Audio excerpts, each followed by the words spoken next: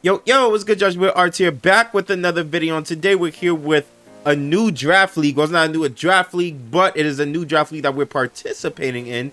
Shout out to the homies TDs and Ape Raider 54. I'm gonna go with 54. That's the number I'm jacking.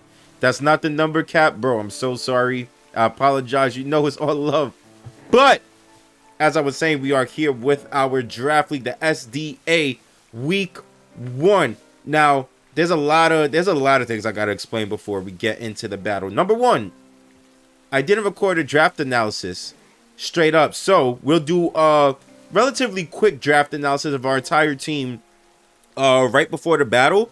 Let's actually go to the battle screen, our team right now, actually. So yeah, as you can see there's the full roster. Where we at? I could just do check summary. Yes. Here's the whole roster. All right. So yeah, we could go over the whole roster one by one, mon. But like I was saying, we didn't record official draft analysis video, so you're gonna get it here before the battle. And I goofed up even worse because I forgot to press start recording before the battle, bro. I was doing a lot of stuff. I could have sworn I pressed start recording, but I didn't, which sucks.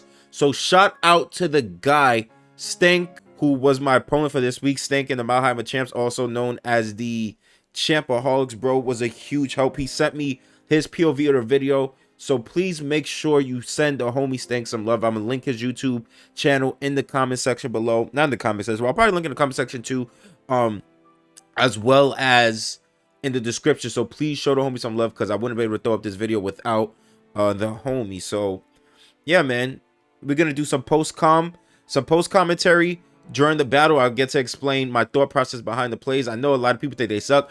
I personally think they suck, but there's an upload required league, so each week I have to get up a video. So fortunately, we got to go that route. But once again, 100% much love to Stank, and yeah, man, let's get this thing started. So, as you can see, we are the Rustboro City Rejects, the SDA division. We had to draft my favorite Mono Gen 9, the mascot of the team, Roaring Moon. Now, shout out to Blau, shout out to Bishby. They're telling me this thing sucks without Terra.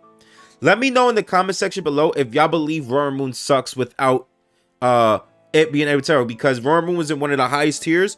So, this was a 16-point mon in the tier list. From tiers 14 to 16, you were not allowed to terror those mons during the season, because I guess they're considered too strong with terror typing. So yeah, this guy's a 16-point mon. I'm not able to terror him throughout the season, but apparently according to Bishme and Bloud, especially Bloud, and Bishme, no, actually they was both going kind of crazy on me. They think this thing sucks without terror, but you know it's so funny, because Bishop was talking about how much this thing sucks, and then he drafted it on his team as well. So I find that pretty funny. But yeah, Roaring Moon, I had to draft this thing because when it was my pick, which I got last pick, by the way, so I did have a wheel pick. I got last pick. This thing was still on the board, so I had to draft it because I have yet to get a chance to use my favorite Gen 9 mon in a draft league. So I was originally going to pick up, I believe, Bax Caliber as my Dragon type, because I really wasn't expecting Roaring Moon to still be on the board. But when things started looking up for me in the terms of me actually being able to draft this thing, I definitely made a ton of changes to the team. I'm just going to tell you right now, the final team, you can ask TD. TD saw my initial draft plan. I sent it to him for drafting purposes, meaning that if I'm not around, he could put in my picks for me. And once I realized Roaring Moon was still on the board, I essentially sent him a whole second team. This team almost looks nothing like the original team. There's probably like 1 or 2 mons that are the same from the original team. Fun fact, everybody on the team this season will be named after Laker players or organization members, because the Lakers, they're making a playoff push. When it was looking real bleak for them, they're my favorite team. So yeah, man, we rolling with Laker names this season. So we got the Roaring Moon here, of course. Next pick I chose was the Iron Leaves. Yes, Iron Leaves was my second pick. Now, this thing can Terra. It was a 13-point mon, and I'm glad that this thing is able to Terra, because without Terra, this mon is a lot more difficult to use than, let's say, I guess, a Roaring Moon. It really is. And, of course, when you compare it to his counterpart, Walking Wake, who was a 17-point mon, which is the highest tier, so that thing definitely can't Terra. This mon is a little lacking without a Terra, without the ability to Terra, but when you can Terra this thing, Oh my gosh, this thing probably becomes one of the best terrors, if not the best terror.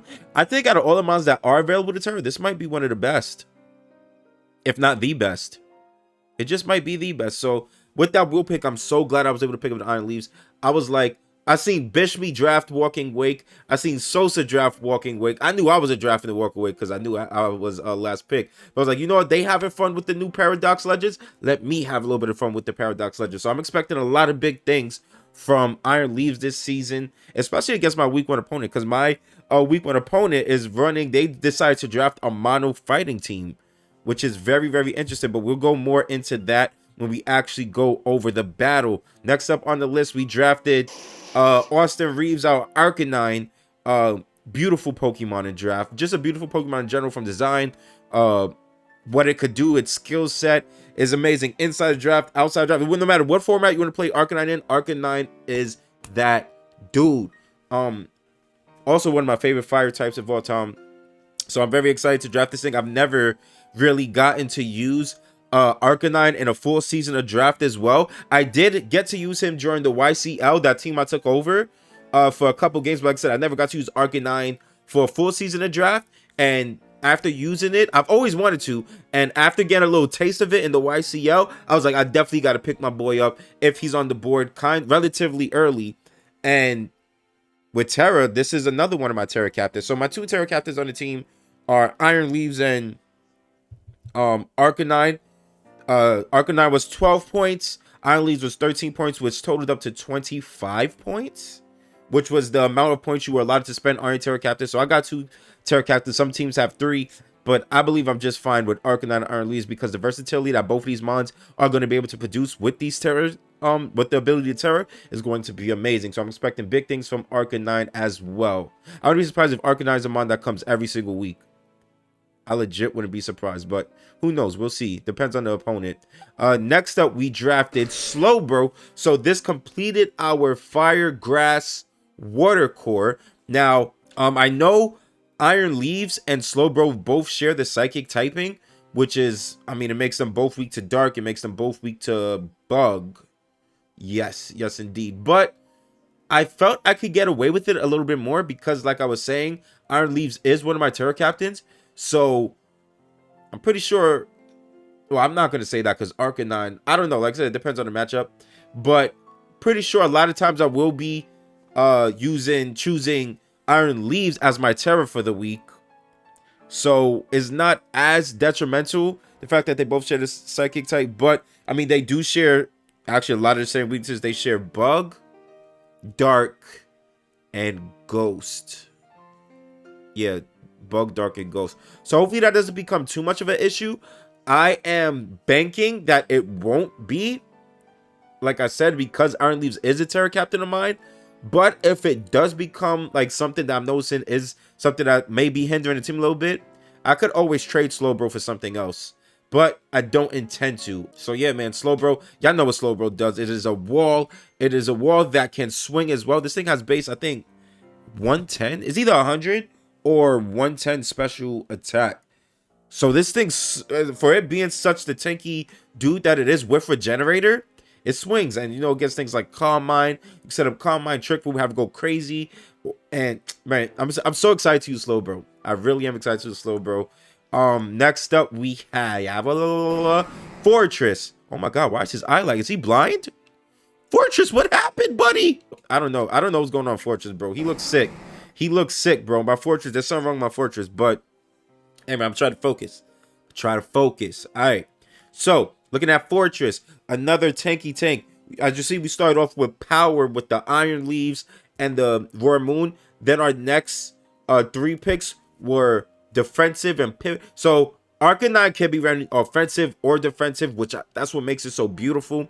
It has the Intimidate, has Flash Fire, stuff like that. His move pool is great. His stats is so like spread out relatively even across the board. You could use it special, you could use it physical, you could even when it comes to attacking purposes, and even defensively you could run it defensive or especially, like, I don't know how they Arcanine is the one, bro. But moving on, like I said, you see Slowbro defensive. Now we got the Fortress, who is the tanky tank. So we got a lot of both.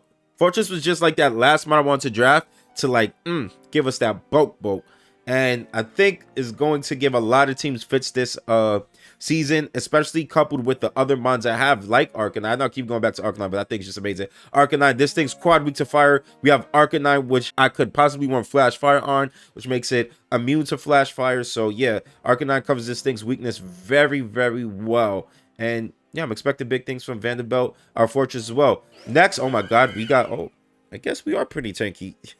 I guess we are pretty tanky, bro, because next up we got Florges, who actually so Slowbro and Arcanine are our like pseudo tanks that could be ran offensive or defensive, depending on like how it's in the matchup. Vanderbilt is like our dedicated defensive tank, and Florges is going to be our dedicated, specially defensive tank. So this thing's special defense status monster, isn't it like 154? Bro, so we have the Fortress with a crazy high defensive stat, which I believe is like 130 or 140. And you have my girl right here, Florges, with the 154 base special defense. So we got our dedicated physical tank and our dedicated special tank here in Florges, and plus the amount of utility that Florges can use. She could pass off wishes. She could trick things that I don't feel comfortable. Like maybe if I'm gonna just give like a wild example. I'm gonna trick choice specs onto freaking Machamps or something like that. Just giving a very random example, but yeah, bro, we have the wish, protect. We can patch a wish to the team. So she is our cleric, and I mean she's a fairy. Every good team I believe needs a fairy on their team. That's just my opinion. Let me know what y'all think about that in the comments. Do y'all believe really good teams need fairies? Because I think they do. And this also completed our Fairy Dragon Steel Core, Roar Moon the Dragon, Fortress the Steel type, and then Florges our Fairy type. Moving on, we have Pincurchin. Pincurchin, I drafted Pincurchin for Iron Leaves. I'm going to keep it a buck with y'all. Like I said, Bishmi and Sosa is going to have fun with the Walking Wake with setting up the sun for the Walking Wake. So they both drafted Torkoal. I'm like, bro, I'm not just going to draft Iron Leaves and not try to have the same amount of fun. So because of that, we picked up the Pincurchin, which, if you know what it does, obviously it activates the photosynthesis, but it also boosts the Iron Leaf signature move, which is Side Blade. So it gets Side Blade gets an additional 50% boost when Electric Terrain is up. So that's literally Pincurchin's job on the team. Of course, it's another mon that gets spikes, sets of Electric Terrain, so its Thunderbolts are swinging. This thing is pretty bulky, bro. This thing is pretty bulky, so it's gonna be interesting to see how I go about using Pincurchin this season. We got the Iron Bundle. So this is okay. So I just realized something. Like mid-draft. So Iron Bundle was also kind of a safety net. Because like I said, when it comes to Slowbro and Iron Leaves, they do share a lot of the same weaknesses. So if I feel like Slowbro isn't the water type to bring that week, I could just go with freaking Iron Bundle. And Iron Bundle, bro. Y'all already know, bro. There's a lot. Iron Bundle just instills fear into the opponents, bro. This thing literally has no switching because it's dang near impossible to account for both of its stab type attacks, bro. Its special attack stat is like 125-ish, around that range, and then speed is like at 136. I think the only thing faster than this thing is like Dragapult or something like that. So the Iron Bundle, bro, this thing is just coming in a swing. And like I said, it's a huge safety net for if I feel like Slowbro isn't the water type to bring that week, we could easily bring Iron Bundle. I'm expecting. So plus Pincurchin. I had Pincurchin. I had Iron Leaves. I said, you know what? Since I have Pincurchin, why stop there? Let's keep putting on the pressure with Electric Terrain. So we have another photosynthesis user, which is going to be terrifying. And speaking of Pincurchin and Electric Terrain, why not get Hawlucha as well, which could take advantage of the Electric Terrain as well. So this is what I love about my team. This is what I really love about my team. I have clearly an Electric Terrain core that teams prepping for me got to worry about, but I literally do not have to run Electric Terrain low. I could run an Electric Terrain team, or I could just play standard, just going about the battle team building. So I really gave myself a lot of tools and options I could play around with this team. And I think as a whole, it just fits together so freaking well. I'm expecting. I gotta see, because there's so much power on this team. Well, we have bulk too, but there's so much power on this team. It might be kind of hard to fit some mons in on a consistent basis. I could see me literally going on a week by week basis with this team, and like just whatever I think works best. I wouldn't be surprised if there's some powerhouse on a team that never gets burned. Like, who knows? Maybe Iron Bundle may never see burn. Who knows? Maybe freaking Slowpoke will never, Slow Bro will never see burn. I don't know, bro, because maybe Halucha will never see burn, because there's just so much potency that I have on the team that is really gonna have to just be dependent on the opponent and the matchup there. But closing out the team builder right quick, we the last mod we drafted was Palo Sand. Now I know it gives me another ghost weakness, but I really needed a ground type because I am setting up electric terrain, so I didn't want to set up the electric terrain and then possibly have like a situation where our opponent takes advantage of the electric terrain, use electric type attacks themselves, and I have no switcher to it. So Palo Sand, I needed a ground type. With the amount of points I had available, I believe that Palo Sand was the best ground type available. And once again, there's another mon that you really, I mean, there's a tank. There's another tank. His defensive stat is at 110. It has a pretty nice HP stat. And yeah, bro, this thing, it swings as well. It also can swing against the Shadow Ball, the Earth Power. I mean, it's like I said, it doesn't fit the team as much as it needs to, but it does give us a ground type. It does give us a ground type. So we just added it on for the sake of having a ground type on the team. And fun fact, it's coming week 1. It is coming week 1. It having the same ghost weakness as some of my other mons, I'm not too worried about it. Because like I said, I don't have to bring all of them the same week or whatnot. With the way I built the team, they literally don't always have to come the same week. But hey man, that's the Rustboro City Rejects of the SDA, bro. I think it's a championship caliber roster. But then again, you never know with RNG, and just some days, you know, you just may have a bad day when it comes to battling. So we gotta try to go for the championship, bro. But I will say this as well: there are a lot of terrifying teams in this league as well. So man, it's just gonna be up to us to play it right. And this gold duck just ran up on me. Like I'm not trying to shake it with you, bro. I am not trying to shake with you. Leave me alone. But yeah, man. Hey, so like I said, bro, we're gonna head into the battle portion of the battle. Like I said earlier, I didn't record it, unfortunately. So we're going to be watching the battle from Stanks and the Machamps POV. And we're going to just explain our thought process behind each play. So with that, I'll catch y'all in the battle. Alright, so at the start of the battle, well, going all the way back to team prep, one thing I noticed about his team, since it is a mono fighting team, it has a ton of physical attackers. A ton of physical attackers. Let me see. Can I speed this up? So I might even speed this up even more. Speed. Let's do 2.0. Yeah. So yeah, like I was saying, he has a ton of not special attackers, physical attackers. So that made Arcanines very potent in this battle. So the Arcanine lead was kind of obvious for me. I think they expected me to lead who? Did they say? I think they said Florges, if I remember correctly. I think they expected me to lead Florges, but yeah. So this is actually a really cool interaction. So he was actually booster energy attack, but since I led Arcanine and got the Intimidate drop, it's dropped his attack, which made his speed go higher. So as you're gonna see throughout this battle, if he did get that booster energy attack off, this freaking Slithering would have been putting out pain.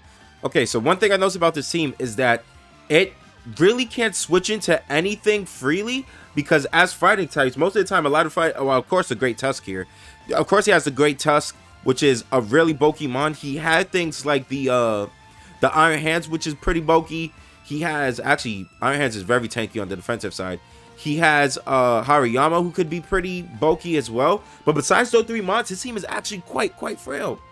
Really frail. And because it is mono fighting, you could really pinpoint his weaknesses and whatnot. Obviously, Flying, Psychic, and Fairy. So going into team prep, we really went in the mindset of prepping towards those weaknesses, but at the same time, we did have like contingency plans in the back. Like for example, just having Arcanine, Intimidate, and Will-O-Wisp everything, because since this is a fighting team, the offensive stats on this team is pretty freaking potent and high. They're swinging, bro. But as I said, he has a lot of physical attackers. he also has like his only possible like legitimate special attacking mods on the team would be things like the Lucario and Iron Valiant. So we prepped for them as well. And in terms of prepping for them, that's why we bought the Palisand with the Assault Vest. So it was max HP. I believe I did max HP, max special attack modest with the Assault Vest. So that way we're not giving up too much special defense. Basically, given the Assault Vest still made it as if we put 252 in special attack. So we was okay. So yeah, as you can see here, the Iron Leads was going crazy this battle. Once Iron Leads was out on the floor, it made it very tough for him to switch in anything reliably. So we had the Trailblaze to gain speed. And then after we got the Trailblaze off, anything, like he had no switches to really anything want to do. Side Blade, Smoke, bang, everything team. I'm actually very freaking shocked that he lived that Side Blade. That's actually crazy to me that he lived the Side Blade. But yeah, we had Slide Blade. As you can see, we had the Sacred Sword for the Lucario. And we were Terrifier. So the reason why we ran Terrifier was in case we were ever in a situation where we're standing in front of the dang Slitherwing. We did not want to get clipped by First Impression or Leech Life or something like that. So whatever situation where it was a 1v1 versus Slitherwing, we were pretty confident that maybe he would stay. He would feel confident enough to stay in and maybe clip something like a First Impression. So in that turn, we would go into Terrifier and just blow it back from there. But as you can see here, Arcanine, the constant pressure that Arcanine put on this guy's team with the Intimidate and the Will-O-Wisp, Arcanine was low-key MVP. No, not low-key. Arcanine was indeed MVP of the battle. It just put so much work against his team. From defensive managing the amount of power that this guy's team had. So, hey, quick warning to Stank's Future's opponents. Yes, you guys could pinpoint on his weaknesses with the Flying, the Fairy, and the Psychic, but I'm gonna warn y'all now. In Team Prep, you guys will probably notice the same thing I did. It's very hard to switch it to his team. Like, look at this thing. This thing is burned and intimidated, and if you take all that into consideration, that's still a pretty, like, a decent hit that my freaking Palisand just took, which is naturally bulky on the defense side. It has base 110 defense.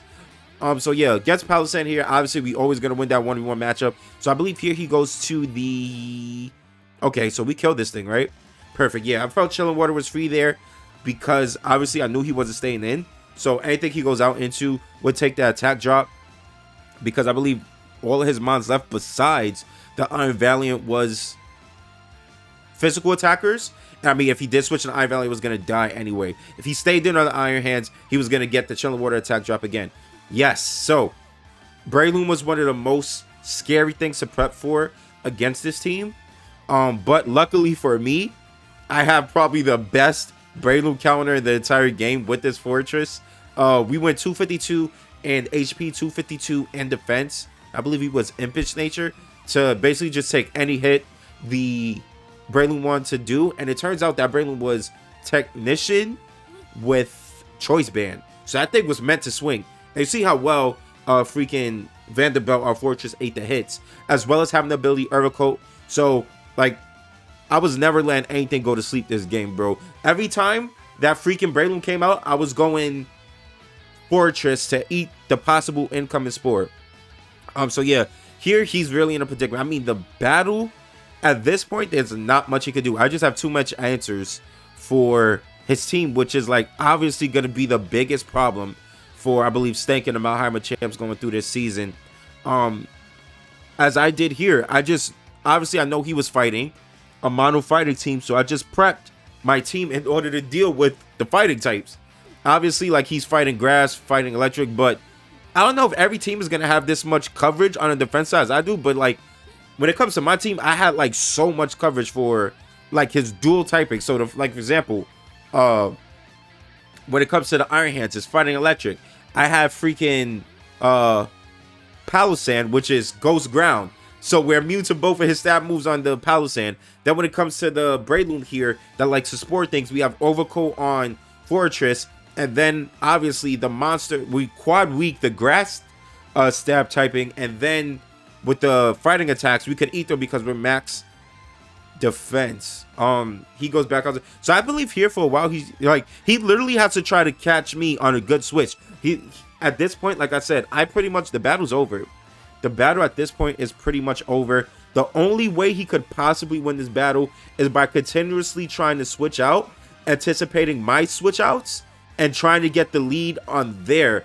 And then obviously, because I'm so ahead, he's gonna need some crits as well. But look at that. Look how well Fortress is eating the freaking drain punches. So we getting up Spikes here. I believe Spikes was here pretty comfortably because, like I said, he has to start switching out a lot to try to catch my switch-ins and switch-outs. So I got to try to make him pay for that. He doesn't have any way to remove hazards. So us putting up the Spikes there every time someone comes in is going to be pretty good. Obviously, this thing is not going to be taken. That is a big hit from Vanderbilt. Vanderbilt put in so much work. Vanderbilt really put in so much. Vanderbilt and Arcanine. They battled for MVP of this battle. Because Vanderbilt, our Fortress, literally neutralized the freaking Breloom, which was actually one of the most scary things on team. When I was doing the team prep, the Fluttermane, the Breloom, and to a little of an extent, obviously the Iron Valiant were pretty freaking scary. So, I mean, it's an Iron Valiant, but yeah, I believe the Breloom scared me the most in prep, and the Slitherwing, those two things. Slitherwing mostly for the first impressions and stuff like that. But one interesting thing my opponent could have, I wonder how much they prepped. It seems like they prepped, but one interesting my opponent could have did, which I thought was a huge possibility, they could have bought their Primate. They would have bought their Primate. It would have made me have to play so much more conservative with Arcanine because of like potentially Defiant boosting the Primate, which could have been actually very, very scary. But if that was the case against Primate, I could always go things like Will-O-Wisp the following turns. If he does get if I do get Intimidate off on him. But, oh yeah, that kick is pretty huge, right? Did it die to? Yeah, it died to the burn. So, Arcanine picked up a passive kill there with the Will-O-Wisp. And then he just has the Slitherwing and the Fortress. And Fortress, look, Fortress doesn't care about things want to do. Now, at this point, from my POV, I'm like, all right, yeah, he's banded. He's banded. When I seen that Bulldoze do that much, I was like, okay, yeah, he's banded. I mean, I guess I should have been able to realize he was banded because he never really switched attacks to begin with. Like, he always just clicked one move that switched and out. So he was either Scarfed or banded. I think before I realized he was banded while he was clicking these Bulldozes, I thought he was Scarfed. I thought he was running a Scarfed Breloom.